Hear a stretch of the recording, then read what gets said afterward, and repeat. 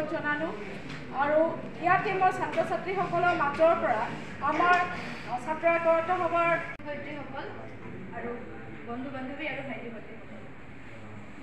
আমি গমে পালোঁ আজি ধৰিত্ৰী দিৱস অকল ধৰিত্ৰী দিৱস পালন কৰিলেই নহ'ব আমি আমাৰ ধৰিত্ৰী আমাৰ যিখন পৃথিৱী সেইখনক আমি ধৰি ৰাখিব লাগিব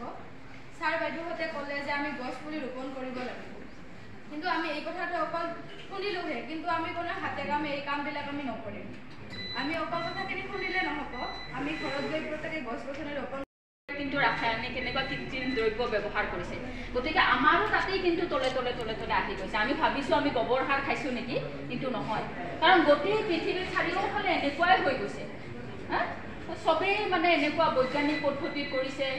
এতিয়া তোমাৰ বন্ধাকবি কেনেকুৱা কালাৰ নহয় আমাৰ মানুহৰ গুৰু দায়িত্ব আছে এই পৃথিৱীখনক ভাৰসাম্যভাৱে যদি আমি ভালে থাকিব লাগিব পাইছানে অক্সিজেন নেচাৰেলি নাপায় স্বাভাৱিকভাৱে আমি যদি পাব লাগে গছৰ পৰা দিব নোৱাৰে হেড অফ দ্য ডিপাৰ্টমেণ্ট আৰু শিক্ষক শিক্ষয়িত্ৰীসকল আৰু মোৰ ছাত্ৰ ছাত্ৰী আজি ধৰিত্ৰী দিৱস আৰ্টছ ডে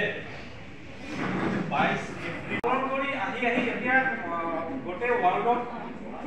190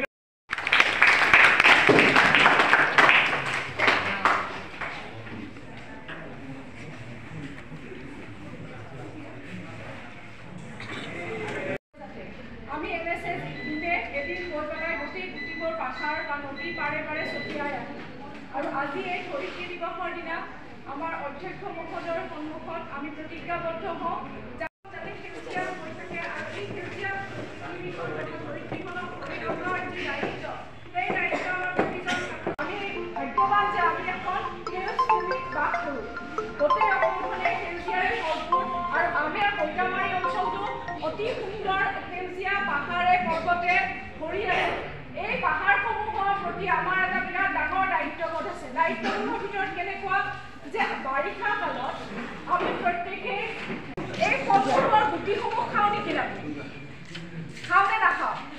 আমৰ গুটি খাওঁ নেকি নাখাওঁ জামৰ গুটি খাওঁ নেকি আমি নাখাওঁ কঁঠালৰ গুটি নাখাওঁ সেই গুটিবোৰ ছটিয়াই দিব পাৰোঁ কোনো যত্ন নোহোৱাকৈ আমি যদি 30টা গুটিও ছটিয়াই দিওঁ তাৰ পৰা এডাল হ'লেও গছ হ'ব আৰু সেই কাৰণেহে আমি জীয়াই আছোঁ আৰু যেতিয়া পৃথিৱীখনৰ উৎপত্তি হৈছে তোমালোকে পৃথিৱীখনৰ উৎপত্তিৰ পৰা তেতিয়া